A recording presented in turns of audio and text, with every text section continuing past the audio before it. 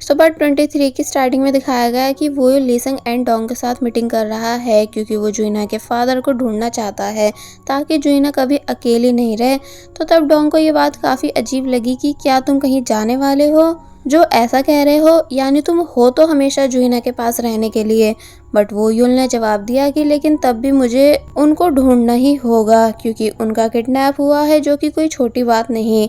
लीसंग कहने लगा कि कहीं तुम ये इसलिए तो नहीं कर रहे ताकि जुइना को बदले में एज ए गिफ्ट उसके फादर दे सको, क्योंकि वो तुमको अपना ब्लड जो देने वाली है। और तभी पूछने लग जाता है कि आखिर तुम कब जुइना का ब्लड सक करोगे ताकि जल्द से जल्द ह्यूमन बन सको।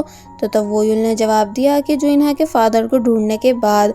कि तभी जुइना वोयुल को मैसेज करती है बाहर बुलाने के लिए, जिसके बाद अब हम देखते हैं कि जुइना बाहर बैठी है। एंड अब क्योंकि जुइना नोटिस कर चुकी है कि जब से मैं हॉस्पिटल से आई हूँ वोयुल अपनी रियल फॉर्म में नहीं, इसलिए वो उससे उसकी उदासी का रीजन पूछने लगी। तो तब वोयुल ने बताया कि कल जब तुम्हें मेरी ज़रूरत थी, यानी जब तुम दर्द में थी, लेकिन मैं तुम्हारी मदद तो दूर बल्कि तुम्हारा ब्लड ही पीने वाला था, जिस चीज़ का मुझे अभी तक दुख है। इसका मतलब मैं अभी तक चेंज नहीं हुआ, जबकि मुझे लगता था कि मैं लव कर सकता हूँ। बट जब मैं अपने लव को ही प्रोटेक्ट नहीं कर सकता, इसलिए मुझे इंसान बनने के ड्रीम को देखने का कोई हक नहीं।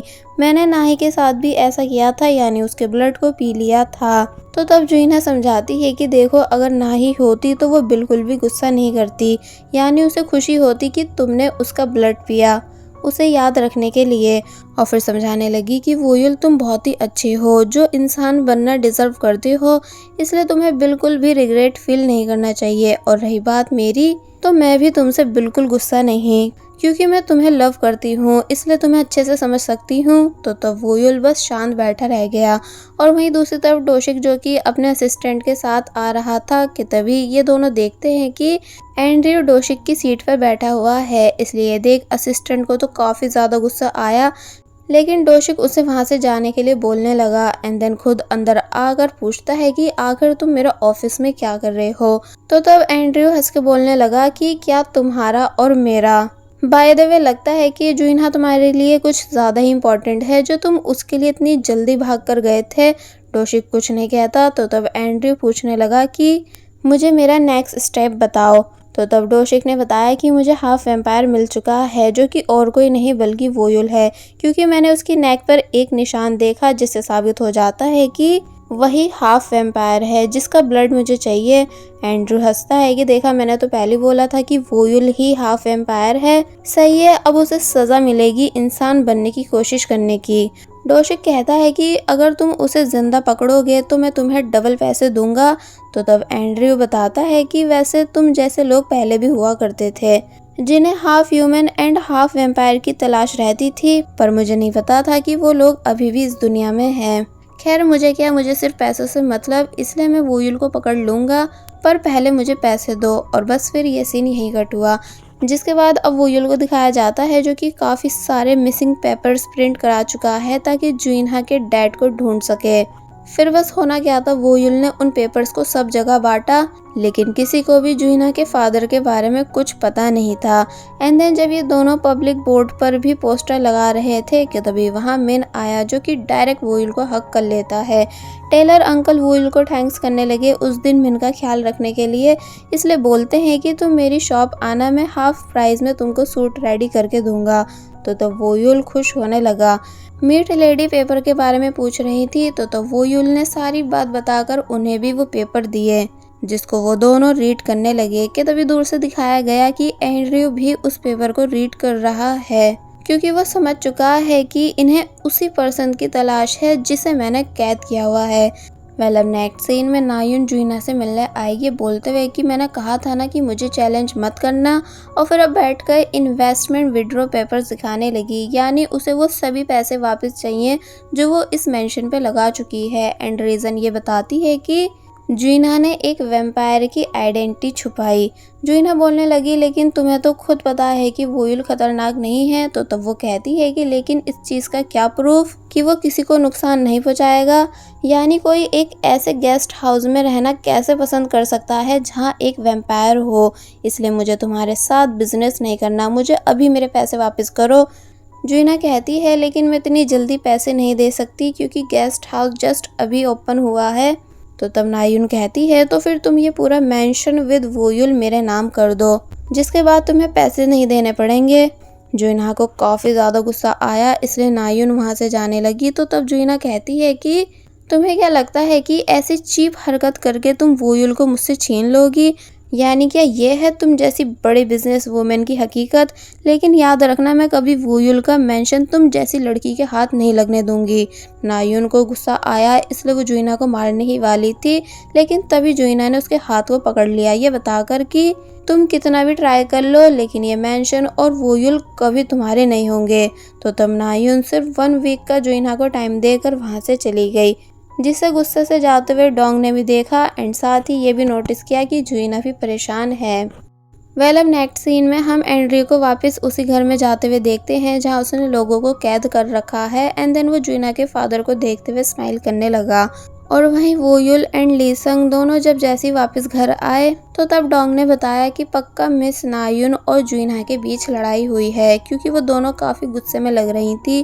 तो ये बात जानकर वोयुल हैरान हुआ और वहीं जुइना, जिसका दिमाग खराब होता जा रहा है ये सोच सोच कर कि आखिर वो इतने सारे पैसे कहाँ से लाए, कि तभी वोयुल वहाँ आया एंड पूछने लगा कि नायुन क्यों आई थी, क्या उसने तुमसे कुछ बात की? लेकिन जुइना वोयुल को कुछ नहीं बताती, बल्कि सिर्फ ये बोल देती है कि वो बस एक राउंड लगाने आई थी। बाय द वे तुम कहाँ थे? तो तब वोयुल ने भी जुइना के फादर को ढूंढने वाली बात छुपाई एंड पूछता है कि तुम कैसा फील करोगी अगर तुम्हें पता चले कि तुम्हारे फादर वापस आ चुके हैं। तो तब जुइना ने सोचकर जवाब दिया कि अब मुझे उनकी ज़रूरत नहीं, क्योंकि अब मैं जीना सीख चुकी हूँ और वैसे भी तुम हो तो मेरे पास, इसलिए तुम्हारे होते हुए मुझे और किसी के साथ की ज़रूरत नहीं। तो तब वोयुल शांत हो गया, क्योंकि अब भला वो कैसे बताए कि मैं तो खुद तुम्हें छोड़कर जाने वाला हूँ। अब नेक्स्ट सीन में Dong and Lisong ox blood enjoy कर रहे थे कि तभी मिस्टर को वहाँ आए, जो कि पूछते हैं कि क्या तुम्हें वोयुल की बिल्कुल चिंता नहीं? डोंग और लीसंग शॉक रह गए कि मतलब। तो तब मिस्टर को ने सब बता दिया कि वोयुल के पास अब बहुत कम टाइम बचा है, यानी अगर उसने जुइना का ब्लड नहीं पिया तो वो मर जाएगा। तो ये सुन वो दोनों बुरी तरह शॉक हुए। और वहीं वोयुल, जिसकी बॉडी पर अब अजीब अजीब निशान आने लगे हैं, यानी वो बहुत ज़्यादा तकलीफ में था, कि तभी लीसंग और डोंग उसके पास आए, जो कि गुस्सा करने लगे कि तुम इतनी बड़ी बात हमसे कैसे छुपा सकते हो, यानी तुमने हमें बताया क्यों नहीं कि तुम इतनी बड़ी तकलीफ में हो एंड बहुत जल्द हमें छोड़कर चले जाओगे। तो तब वोयुल हैरान हुआ, मगर फिर कहता है कि कोई नहीं, वैसे भी मैं काफ़ी जी चुका हूँ एंड मुझे जुइना जैसी लड़की का प्यार भी मिला, इसलिए ये सब मेरे लिए काफ़ी है। तो तब वो दोनों कहने लगे कि तुम हमेशा से ऐसे ही हो, यानी पहले तुम 100 साल के लिए कॉफिन में सो गए बिना हमारी चिंता करे एंड अब फिर से हमें छोड़कर जाने के लिए तैयार हो, यानी क्या हम तुम्हारे कुछ नहीं लगते? जबकि हम तुम्हें जाते हुए नहीं देख सकते, यानी हमें तुम्हारी ज़रूरत है, लेकिन तुमने कभी हमारे बारे में नहीं सोचा। और बस फिर इतना बोल वो दोनों गुस्से में वहाँ से चले गए। अब नेक्स्ट डे दिखाया गया जहाँ जुइना कहीं जा रही है, लेकिन लीसंग और डोंग उससे सही से बात नहीं कर रहे थे। साथ ही उन दोनों ने वोयुल से भी बोलना छोड़ रखा था। और वहीं जुइना बैंक पहुंची लोन लेने, लेकिन बताया गया कि वो लोग उसे लोन नहीं दे सकते, क्योंकि ऑलरेडी उसके ऊपर पहले का लोन है, जो कि उसने अभी तक वापस नहीं किया। तो तब जुइना उदासी के साथ रोड पर चलने लगी कि तभी उसे मीट लेडी मिली, जो कि पूछती हैं कि क्या उस पर्सन के बारे में कोई इन्फॉर्मेशन मिली जिसे तुम लोग ढूंढ रहे हो। तो तब ये बात जानकर जुइना काफ़ी ज़्यादा हैरान हुई कि आप किस पर्सन की बात कर रही हो। और वहीं वोयुल, जो कि घर में था, कि तभी उसे एक अननोन पर्सन की कॉल आई, जो कि बताता है कि आप जिस आदमी को ढूंढ रहे हो मुझे पता है कि वो कहाँ है, इसलिए आप मेरे सेंड किए हुए एड्रेस पे आ जाओ। और फिर तभी उस पर्सन ने कॉल कट कर दी। बाय द वे ये कॉल एंड्रियो ने कराई है, एक पर्सन से झूठ कहकर कि मैं तुम्हें रिहा कर दूंगा, लेकिन काम होते ही वो उस पर्सन का खून पी गया। अब जुइना वापस घर आई, जो कि बहुत ज़्यादा गुस्सा करने लगी कि तुम लोगों से किसने बोला था मेरे फादर को ढूंढने के लिए। तो तब लीसंग कहता है कि तुम इस बारे में वोयुल से बात करो, ना कि हमसे। तो तब जुइना कहने लगी कि गेस्ट हाउस में इतने सारे काम पड़े हैं, लेकिन वोयुल इन फालतू के कामों में लगा हुआ है। तो तब लीसंग को गुस्सा आया, इसलिए कहने लगा कि तुम आखिर वोयुल को ऐसा कैसे बोल सकती हो, जबकि वो ये सब सिर्फ तुम्हारी वजह से कर रहा है। वैसे अब वो सिर्फ कुछ दिन और हमारे बीच है। मगर फिर तभी चुप हो गया। जुइना पूछने लगी कि तुम्हारा इस बात से क्या मतलब। तो तब वो ये बोलकर चले जाता है कि तुम सारे सवाल सिर्फ वोयुल से किया करो, ना कि मुझसे।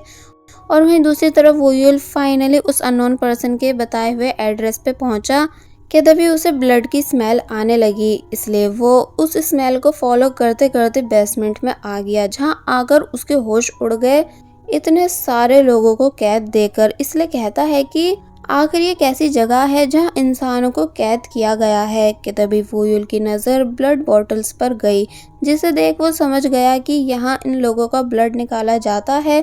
लेकिन अब इससे पहले कि वोयुल उन सभी को आज़ाद कर पाता कि तभी एक जाल ऊपर से गिरा, यानी अब वोयुल को भी कैद कर लिया गया, जो कि और किसी ने नहीं बल्कि एंड्रयू ने ही किया है। वोयुल चिल्लाता है कि आखिर तुम ये क्या कर रहे हो एंड तुमने अभी तक इंसानों का खून पीना बंद क्यों नहीं किया। तो तब एंड्रयू हंसकर कहने लगा कि मैंने इन लोगों को मारा थोड़ी है, यानी मैं सिर्फ इनका खून ही तो लेता हूँ, और वैसे भी ये सब लोग वो हैं जो कि अकेले रहते थे, यानी जिनके जाने से उनकी फैमिली को कोई फर्क नहीं पड़ा। इसलिए सरकार को तो मुझे अवार्ड देना चाहिए कि मैंने सभी कचरे को एक जगह इकट्ठा जो किया हुआ है।